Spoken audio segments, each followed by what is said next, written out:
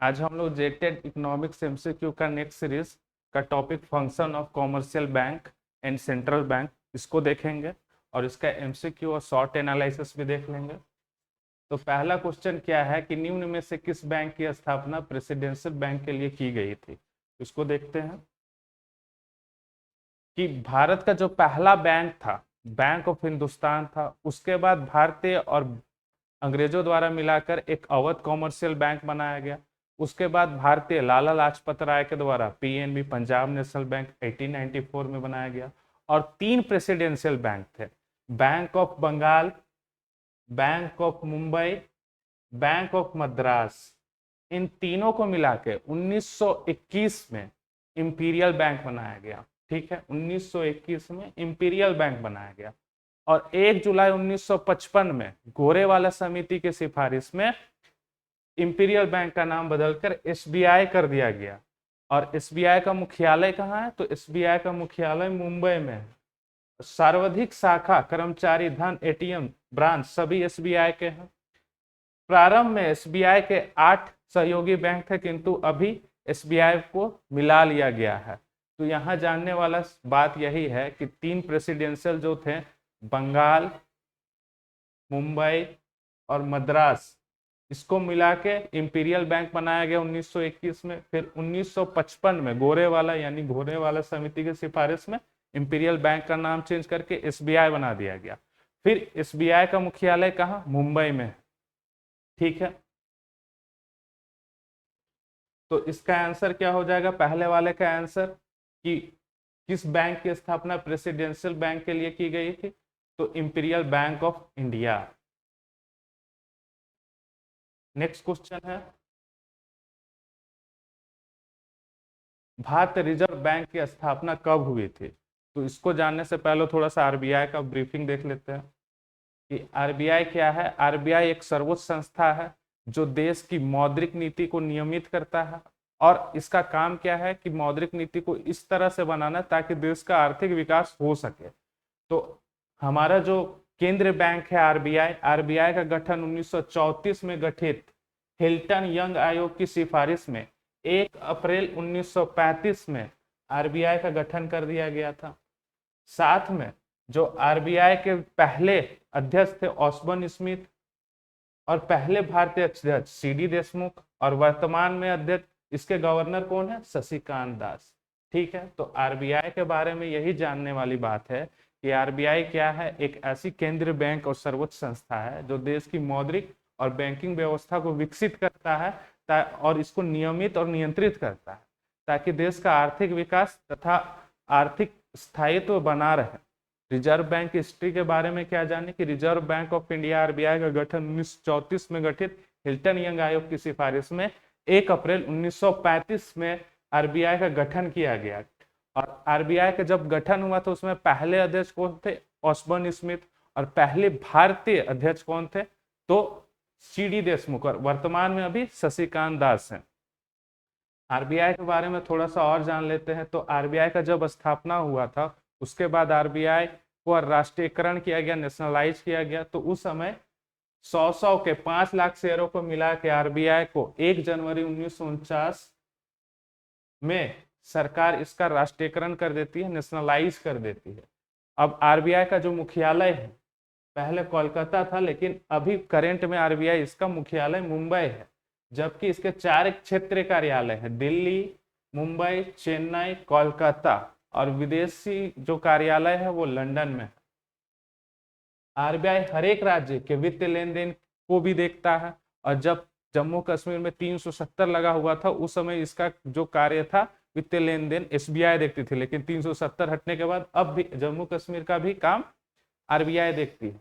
RBI का लेखा वर्ष 1 जुलाई से 30 जून तक होता था, अब करंट में चेंज हो गया, अब अप्रैल से मार्च ही है। आरबीआई के कार्यों का संचालन 21 मेंबर की बोर्ड करती है, जिसमें से पहला एक गवर्नर होते हैं, 4 डिप्टी गवर्नर होते हैं, 4 जो क्षेत्र ब्रांच के गवर्नर हैं वो होते हैं, 2 वित्त मंत्रालय के अधिकारी और 10 अर्थशास्त्र के अच्छे जानकार होते हैं। तो यहाँ जानने वाला बात क्या था कि आरबीआई का जो राष्ट्रीयकरण हुआ था, नेशनलाइज किया गया था 1 जनवरी 1949 को, क्योंकि 1947 में तो हम लोग को आजादी मिली थी। फिर इसका जो मुख्यालय कहाँ है, मुंबई में है। और इतना बड़ा संस्था को चलाने के लिए जाहिर सा बात है चार क्षेत्रीय कार्यालय कम से कम होने ही चाहिए। तो चारों कहाँ है, दिल्ली, मुंबई, चेन्नई और कलकत्ता में। और इसका जो विदेशी कार्यालय है वो है लंदन में। आरबीआई हर एक राज्य का वित्तीय लेन देन देखता है। और आरबीआई का जो लेखा वर्ष है, पहले क्या था 1 जुलाई से 30 जून तक था, लेकिन करेंट में क्या हो गया, इसको भी अब चेंज करके अप्रैल से मार्च कर दिया गया है। और आरबीआई को चलाने के लिए, संचालित करने के लिए 21 सदस्यों वाले बोर्ड होते हैं, जिसमें क्या होता है 21 मेंबर कौन कौन होते हैं, एक होता है गवर्नर जनरल, 4 होते हैं डिप्टी गवर्नर जनरल, और 4 जो ये क्षेत्रीय कार्यालय हैं इनके अध्यक्ष या गवर्नर जनरल, और 2 होते हैं वित्त मंत्रालय के अधिकारी, और 10 अर्थशास्त्र के अच्छे जानकार इसके बोर्ड के मेंबर होते हैं। टोटल कितने हो गए, 21। तो इससे जो संबंधित क्वेश्चन था उसका आंसर क्या हो गया कि भारतीय रिजर्व बैंक की स्थापना कब हुई थी, 1935 में, हिल्टन यंग आयोग की सिफारिश पे। नेक्स्ट क्वेश्चन क्या है,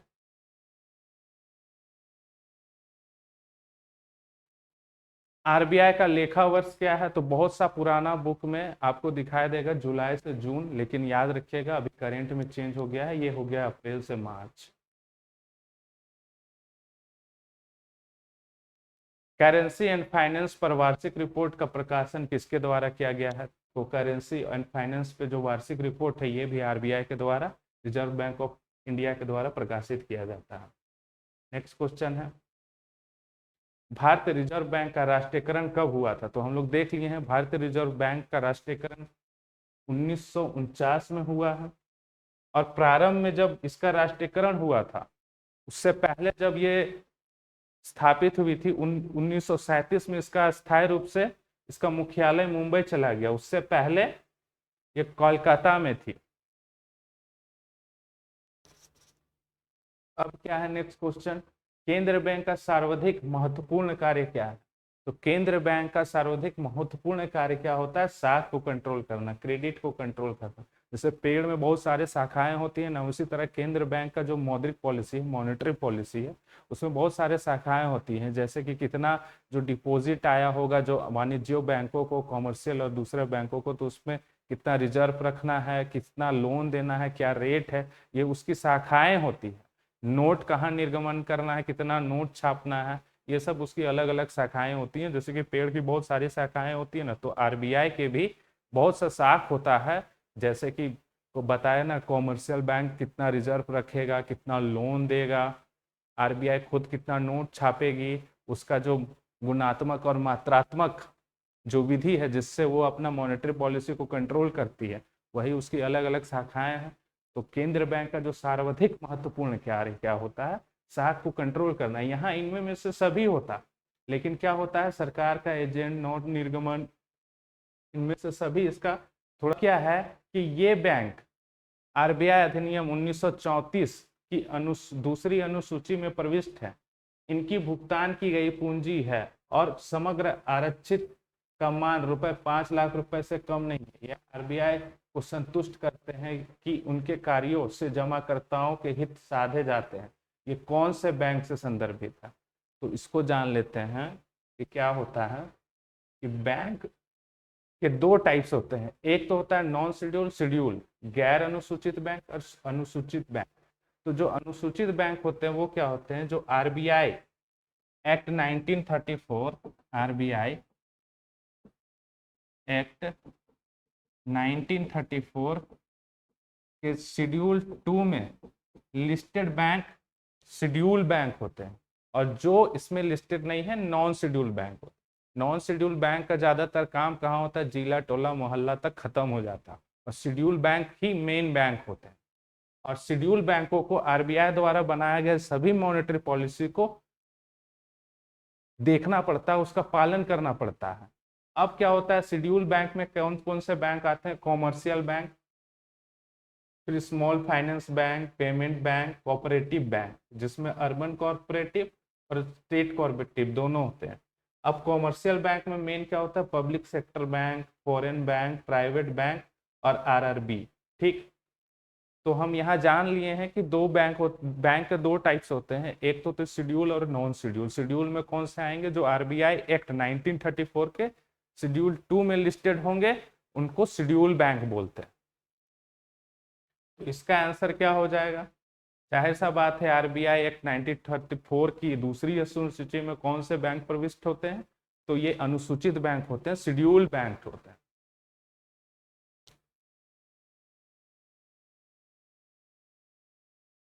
अब नेक्स्ट क्वेश्चन क्या है? निम्न में से कौन गुणात्मक साख नियंत्रण की रीति होती है? क्वालिटेटिव क्रेडिट कंट्रोल कौन सा होता है? तो इसको जानने से पहले देख लेते हैं कि आरबीआई कैसे कंट्रोल करती है अपनी साख को। तो आरबीआई दो तरीके से साख को कंट्रोल करती है, एक परिणात्मक विधि और एक गुणात्मक विधि।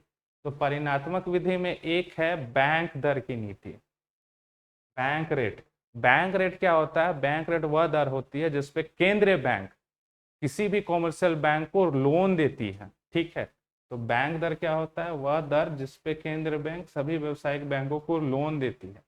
बैंक रेट, अगर मान के चलिए इन्फ्लेशन की स्थिति है, महंगाई की स्थिति है और तरलता ज्यादा है, मुद्रा लोगों के पास ज्यादा है, मनी ज्यादा है, तो ऐसे कंडीशन में क्या करती है आरबीआई? कठोर मुद्रा नीति अपनाती है। और कठोर मुद्रा नीति में क्या होता है कि बैंक दर को आरबीआई बढ़ा देती है, और जब बैंक दर आरबीआई बढ़ा देती है तो उसका परिणाम क्या होता है कि कॉमर्शियल बैंक को लोन लेना महंगा पड़ जाता है। लोन लेना महंगा पड़ जाएगा तो उसके हाथ में पैसा कम रहेगा, तो जनता के हाथ में भी पैसा कम ही जाएगा। तो इससे क्या होता है कि तरलता देश में कम हो जाती है, महंगाई को कंट्रोल कर दिया जाता है। तो याद रखिएगा कि बैंक दर नीति क्या होता है? बैंक दर वह दर होता है जिसमें केंद्रीय बैंक व्यावसायिक बैंकों को लोन देता है। और जब देश में महंगाई की स्थिति होती है, लोगों के पास पैसा ज्यादा होता है, तो ऐसे कंडीशन में कठोर मुद्रा नीति अपनाई जाती है। और कठोर मुद्रा नीति के अंतर्गत बैंक दर को बढ़ा दिया जाता है, ताकि जो अदर बैंक्स हो, अदर वाणिज्यिक बैंक होंगे, उनको लोन लेना महंगा पड़ेगा, और लोन लेना महंगा पड़ेगा तो जाहिर सा बात है उनको लोन देना महंगा पड़ेगा। और लोग को जब लोन महंगा पड़ेगा तो वो लोन कम लेंगे, और देश में जो मुद्रा, जो पैसा तरलता ज्यादा है, उसको कंट्रोल कर दिया जाएगा, जिससे क्या होगी? महंगाई कंट्रोल में आ जाएगी। तो बैंक दर एक परिणामात्मक विधि है। फिर एक क्या है? Repo rate, reverse repo rate और मार्जिनल स्टैंडिंग फैसिलिटी। तो रेपो रेट में क्या होता है? रेपुटेशन से याद रखिएगा कि यह वह दर होती है जिसमें आरबीआई वाणिज्यिक बैंकों को लोन देता है अल्पकाल के लिए। तो रेपो रेट क्या होता है? आरबीआई वाणिज्यिक बैंकों को छोटे टाइम के लिए जो लोन देता है उसको रेपो रेट कहते हैं। यानी रेपुटेशन, और रेपुटेशन वाला काम कौन कर सकता है? Central bank. और रिवर्स रेपो रेट क्या हो गया? इसका जस्ट उल्टा। जब वाणिज्यिक बैंक आरबीआई को लोन देती है तो वो हो गया रिवर्स रेपो रेट। एक है एमएसएफ। एमएसएफ बहुत जरूरी है जानने के लिए, अभी एग्जाम में थोड़ा सा रेपो रेट और रिवर्स रेपो रेट से बहुत सारे सवाल थे, लेकिन अब चेंज कर दिया है क्राइटेरिया, तो एमएसएफ से भी पूछ लेता। जैसे क्या होता है, कभी भी संकट की स्थिति में बैंक को लोन चाहिए तुरंत में, तो ऐसे कंडीशन में रातों रात जो लोन दे दिया जाता है उसको बोलते हैं एमएसएफ, मार्जिनल स्टैंडिंग फैसिलिटी। जैसे कि क्या होता है कि आपको भी लोन की बहुत अर्जेंट जरूरत पड़ गई, तो कोई दोस्ती से, फ्रेंड से मांगते हैं ना पैसा, तो एमएसएफ भी क्या होता है कि बहुत ही संकटकालीन स्थिति में जब बैंक को लोन चाहिए तो ओवरनाइट, एकदम रातों रात जो लोन प्रोवाइड कर दिया जाता है सेंट्रल बैंक के द्वारा, उसको एमएसएफ कहते हैं। अब अगला क्या है? परिणात्मक विधि के द्वारा खुले बाजार की नीति। खुली बाजार की नीति, ओपन मार्केट पॉलिसी में क्या होता है? ये केंद्र बैंकों द्वारा सरकार की अन्य प्रतिभूतियों के क्रय विक्रय से संबंधित है। आप इसको ऐसा समझिए कि मान के चलिए साख का संकुचन करना है, महंगाई को कंट्रोल करनी है, और ये आरबीआई का एक संपत्ति है, मान के चलिए मकान है। ठीक है, अब आरबीआई क्या करेगी? जब महंगाई को कंट्रोल करना है तो ऐसे कंडीशन में ओपन मार्केट पॉलिसी के अंदर अपना परिसंपत्ति को बेचेगा।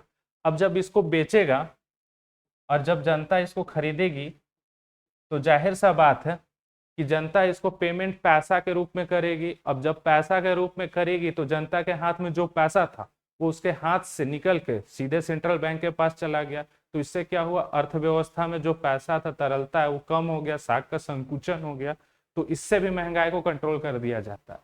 तो ये दूसरा था परिणात्मक विधि के द्वारा। फिर तीसरा क्या है, रिजर्व अनुपात में परिवर्तन, cash reserve ratio. Cash reserve ratio क्या होता है कि जो भी हमारे बैंक्स हैं जिनके पास जितना डिपॉजिट होता है उसका कुछ प्रतिशत उनको नकद के रूप में आरबीआई के हाथ में रखना पड़ता है, उसको बोलते हैं कैश रिजर्व रेशियो। और उसी तरह एक होता है वैधांतिक तरलता अनुपात। इसमें क्या होता है, उसमें कैश का मतलब कैश जमा रखना है, और इसमें वैधांतिक तरलता अनुपात का मतलब है कि जिस तरह कैश रिजर्व रेशियो में जो व्यावसायिक बैंक थे अपनी संपत्ति जो डिपॉजिट हुआ होगा या संपत्ति का कुछ प्रतिशत नगद में रख रही थी, उसी तरह जो वैधांतिक तरलता अनुपात है इसमें या तो नगद या फिर कोई और लिक्विडिटी के फॉर्म में उसके पास रिजर्व रखना पड़ता है। ठीक है, तो यहां जानने वाला बात क्या है कि मान के चलिए कि जब देश में तरलता ज्यादा है, मुद्रास्फीति यानी महंगाई बढ़ी हुई है, तो ऐसे कंडीशन में क्या करेगा आरबीआई, कैश रिजर्व रेशियो को बढ़ा देगा। और कैश रिजर्व रेशियो बढ़ा देगा तो जब ज्यादा पैसा रिजर्व के रूप में आरबीआई के पास हम लोगों को जमा रखना पड़ेगा, तो इससे क्या होगा कि जो हमारे बैंक्स हैं उनके हाथ में पैसा कम रहेगा, और पैसा कम रहेगा तो उनका लोन देना मुश्किल होगा, कम होगा। और जब कम होगा तो वैसे कंडीशन में क्या होगा कि जो तरलता वो कम हो जाएगी। तो एसएलआर भी यही है। ये हमेशा याद रखिएगा, जो तरलता और मुद्रास्फीति या महंगाई है वो इन्वर्सली प्रोपोर्शनल होता है। Cash reserve ratio, SLR, bank rate, repo rate, MSF, ये सभी इन्वर्सली प्रोपोर्शनल होते हैं मुद्रास्फीति यानी महंगाई के। एग्जाम में आपसे यही क्वेश्चन पूछेगा। अब जो साख नियंत्रण का दूसरा विधि है वो है गुणात्मक विधि। एक हम लोग देख लिए परिणात्मक विधि, दूसरा देख रहे हैं ये गुणात्मक विधि। आरबीआई दो तरीके से साख कंट्रोल करती है, तो ये है गुणात्मक विधि। गुणात्मक विधि में पहला क्या है, साख का राशनिंग। तो साख का राशनिंग क्या करती है कि किसी जो साख को या फिर लोन को देना होता है वो किसी किसी क्षेत्र में लिमिटेड कर देती है कि इसी क्षेत्र में आप लोन दो, या फिर कोटा निर्धारित कर दी, या फिर आकार को कम कर दी, ऋण का आकार कम कर दी, या फिर कोटा निर्धारित कर दी, या फिर किसी विशेष क्षेत्र को लोन देने के लिए मना कर दी, या फिर विशेष क्षेत्र को लोन देना निश्चित कर दिया। तो ऐसे कंडीशन में क्या होता है, साख का राशनिंग कर देती है, नेशनलाइज कर देती है कि भैया अगर लोन देना है तो केवल इस क्षेत्र में दो। जैसे एग्रीकल्चर सेक्टर को थोड़ा पुश करना है तो एग्रीकल्चर सेक्टर में ही लोन दो। ठीक, तो साख राशनिंग में हम लोग ये समझ लेते हैं कि जो केंद्रीय बैंक है जो अंतिम ऋणदाता के रूप में कार्य करता है, साख को राशनिंग कर साख को नियंत्रित करता है और इसके अकॉर्डिंग वो साख को कंट्रोल करता है। अब दूसरा क्या है, प्रत्यक्ष कार्यवाही। तो केंद्र बैंक व्यवसायिक बैंक में कार्यवाही कर सकता है, यदि केंद्र बैंक के निर्देशों का पालन नहीं करेगा तो कार्यवाही करेगा। ठीक, तीसरा क्या है, नैतिक दबाव। जैसे क्या होता है ना कि अगर कोई बच्चा खेल रहा है तो माँ बाप उसको कैसे नैतिक दबाव बनाते हैं, उसमें मोरल एकदम प्रेशर बनाते हैं, बाबू मत खेलो। उसी तरह जो आरबीआई है वो भी एक नैतिक दबाव केंद्रीय बैंक के द्वारा बनाती है, या आवेदन करती है या आग्रह करती है कि भाई जो हम तुमको पॉलिसी बना के दे रहे हैं उसको तुम थोड़ा सा मानो, ताकि देश की मुद्रास्फीति और तरलता कम हो, साख संकुचन हो और मुद्रास्फीति का कंट्रोल रहे। तीसरा क्या है, प्रचार। अब आजकल क्या होता है, आधुनिक काल में केंद्र बैंक अपनी नीतियों को लोगों के समक्ष प्रचारित करती है, प्रचार करती है। तो ये दो तरह के विधियां होती है, गुणात्मक और परिणात्मक विधियां, जिसके द्वारा आरबीआई अपना मॉनेटरी पॉलिसी को बनाता है और उससे देश का आर्थिक विकास से संबंधित जो भी बाधाएं हैं, जैसे कि आ गया कभी इकोनॉमिक एक्टिविटी, महंगाई आ गई, अब महंगाई आ गई तो उसको कंट्रोल कैसे करता है, तो इन्हीं दो विधियों के द्वारा करता है। तो इससे संबंधित क्या क्वेश्चन था, शॉर्ट में हम आपको जल्दी जल्दी इसलिए बता रहे हैं ताकि वीडियो बहुत लंबा नहीं बने और आपको समझाना भी बहुत मुश्किल हो जाता है कम में। तो देखते हैं निम्न में से कौन सा गुणात्मक साख नियंत्रण की रीति नहीं है। तो गुणात्मक नहीं है तो कैश रिजर्व रेशियो नहीं है, नकद आरक्षित अनुपात नहीं है, क्योंकि हम लोग गुणात्मक में क्या देख लिए, साख का राशनिंग देख लिए थे, नैतिक दबाव देख लिए थे, ठीक है, प्रचार वाला विधियां देख लिए थे, तो यहाँ सिर्फ परिणात्मक विधि कौन है, नकद आरक्षित अनुपात, और ये तीनों क्या है, गुणात्मक विधियां हैं। तो आंसर क्या हो जाएगा, डी।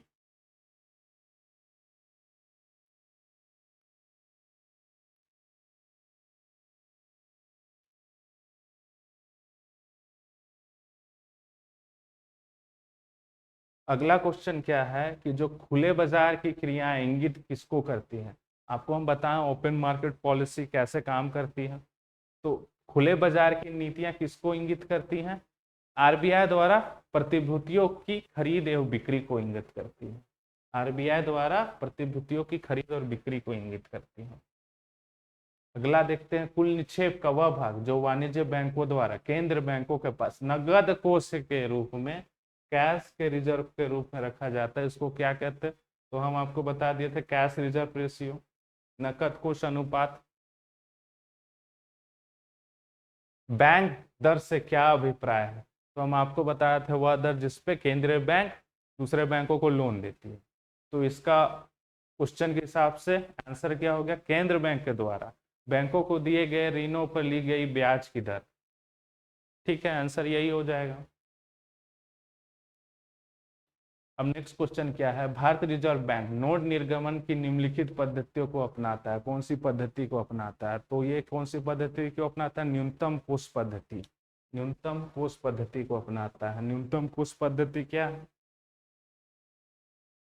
तो क्या होता है कि जो भी मुद्रा है, नोट या पत्र मुद्रा का निर्गमन करने का अधिकार आरबीआई को, केंद्रीय बैंकों को है। और आरबीआई नोट छापने का जो प्रणाली है वो न्यूनतम आरक्षित कोष प्रणाली है। इसमें क्या होता है, आरबीआई को 200 करोड़ रुपया रखना पड़ता है, जिसमें से 115 करोड़ रुपए मूल्य भारतीय रुपया में या सोना में, और 85 करोड़ रुपया मूल्य का विदेशी मुद्रा के रूप में रखना होता। मतलब कि जो मुद्रा छापता है वो न्यूनतम कोष प्रणाली के आधार पर छापता है, जिसमें 200 करोड़ रुपया आरक्षित रखना पड़ता है। 115 करोड़ रुपया या तो कैश में या गोल्ड में रखना पड़ता है, और 85 करोड़ रुपया कहाँ रखना पड़ता है, विदेशी मुद्रा के रूप में रखना पड़ता है, फॉरेन करेंसी के रूप में रखना पड़ता है।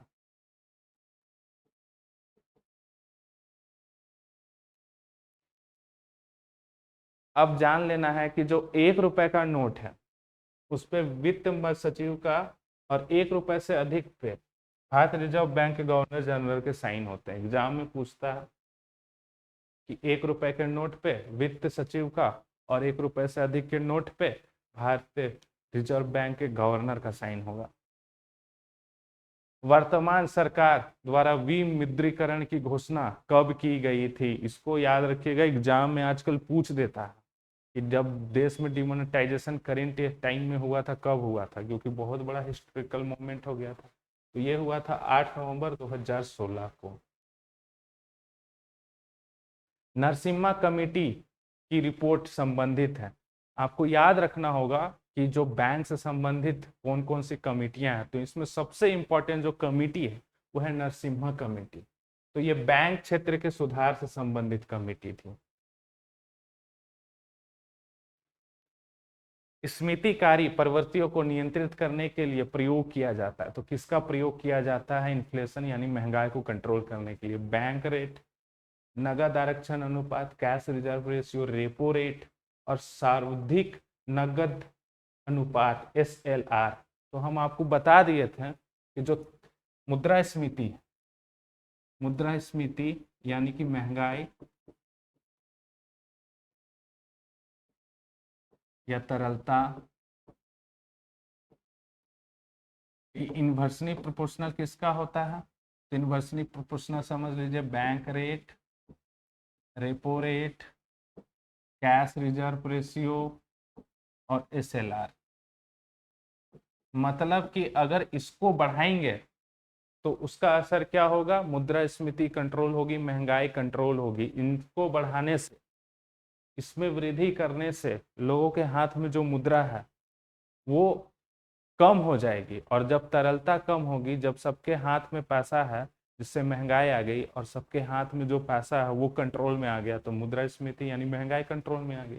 तो क्वेश्चन में यही तो पूछ रहा है कि स्फीतिकारी प्रवृत्तियों को नियंत्रित करने के लिए किसका प्रयोग किया जाता है, तो सबका प्रयोग किया जाता है। तो इसका आंसर डी हो जाएगा, सबका प्रयोग। Bank rate, cash reserve ratio, repo rate और एसएलआर, सावधिक नकदी अनुपात। इसी के साथ हम लोग का ये वाला